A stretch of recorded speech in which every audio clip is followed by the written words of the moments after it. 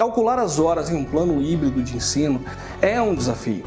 O que vale quanto tempo e como que esse tempo é estimado? Bom, eu lido com essa questão desde 2004, quando o governo aprovou a legislação dos 20% de atividades não presenciais nas graduações. Ano passado foi publicada uma portaria em 2117 que permite o uso de até 40% de atividades não presenciais. Mas nessa lacuna de tempo de 15 anos entre uma legislação e outra, ficou uma pergunta que ainda não foi respondida. Como calculamos o tempo de uma atividade em que o aluno desenvolve não presencialmente? E eu venho tentando responder essa pergunta há 16 anos. Agora eu estou aqui para tentar dar uma luz aos colegas que se depararam com esse problema agora e com o qual eu já venho convivendo há muito tempo. Esse é um assunto que ainda tem pouca referência, quase nada, tratando exatamente do fato de calcular, da prática de calcular o tempo de uma atividade híbrida. Meu nome é Marcelo Leite, eu sou professor doutor em língua portuguesa e atuo na área de legislação e gestão de ensino desde 2001. Nos últimos 14 anos eu incluí na minha formação atividades na área de tecnologia e gestão de ensino híbrido. Vamos falar desse assunto então? Depois da vinheta.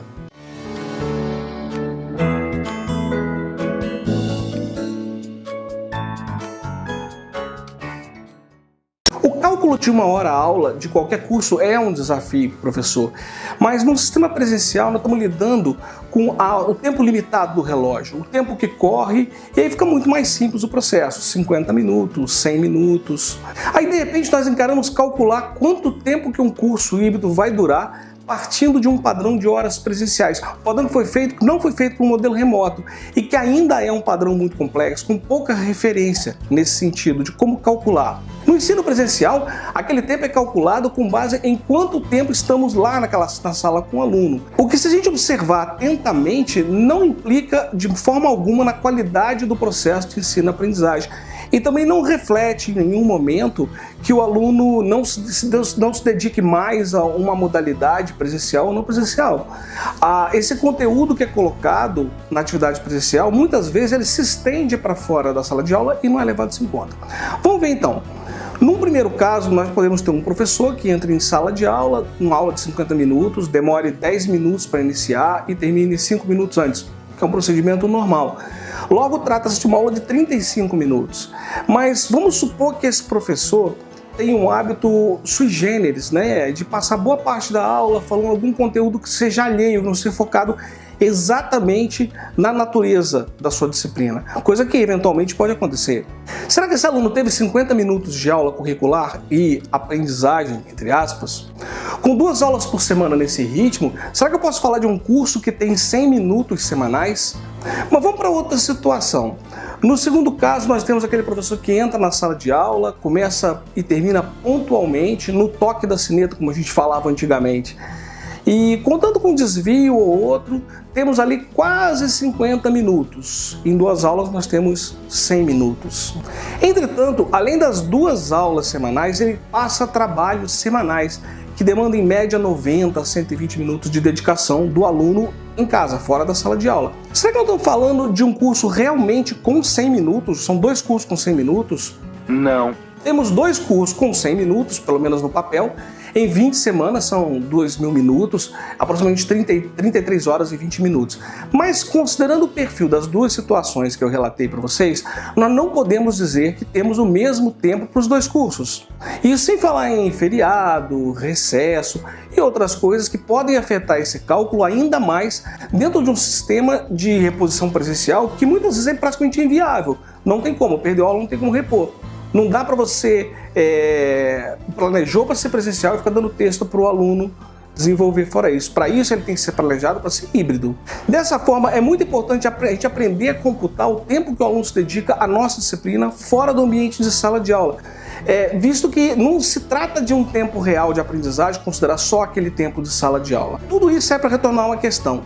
Até que ponto são reais as horas que são atribuídas como válidas somente naquele momento que estamos presentes com o aluno?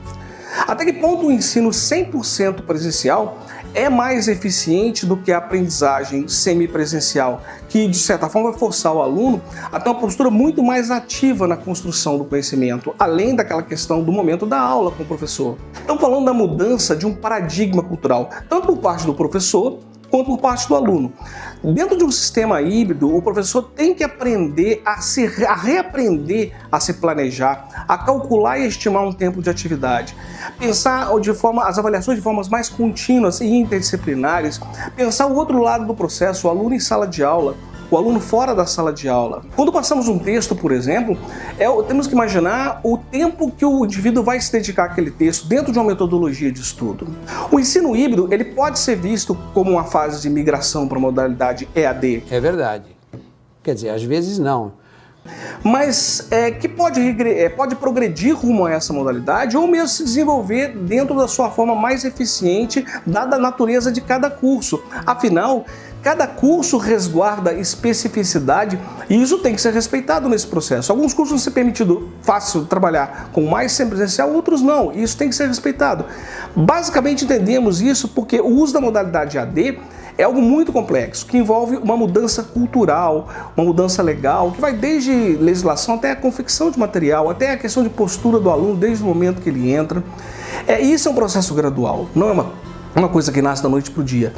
A gente precisa desconstruir esse estereótipo, esse preconceito contra o ensino à distância, contra o ensino não presencial, e entender que isso é uma mudança cultural, é uma mudança de paradigma por parte do aluno, por parte do professor e por parte da instituição. Nós vamos ter aí um professor que vai aprender a se replanejar, um aluno que tem que se tornar muito mais ativo e uma escola que tem que se tornar muito mais receptiva a essa modalidade. A ideia do ensino híbrido é de fato mesclar o melhor dos dois mundos para tentar aumentar o engajamento desse aluno com o processo de construção do seu próprio conhecimento e mudar o foco da instituição para o objetivo da disciplina e o seu papel na formação do egresso, de forma que a gente mescle atividades presenciais e atividades remotas no processo de ensino-aprendizagem.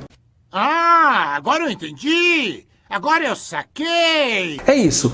Pensar no modelo de ensino híbrido é entender que precisamos desenvolver metodologias para entender o processo de ensino-aprendizagem além da sala de aula e aprender a contabilizar essas horas nos planos de curso. É claro, isso demanda uma mudança de mentalidade, como eu já falei, do aluno, do professor e da instituição. E esse é o tema que vamos tratar nessa série de vídeos sobre cálculo de horas no ensino híbrido. Se você tem alguma experiência ou metodologias de cálculos de ensino híbrido ou mesmo dúvida sobre o tema, deixa nos comentários e não esquece, se você gostou do vídeo e ele te ajudou de alguma forma, dá um like, assina o canal, ativa o sininho de notificações e se puder, compartilhe com seu amigo que também quer entender um pouco mais sobre esse assunto que tem pouquíssima referência, que é como se calcula o tempo estimado de atividade dentro do ensino híbrido.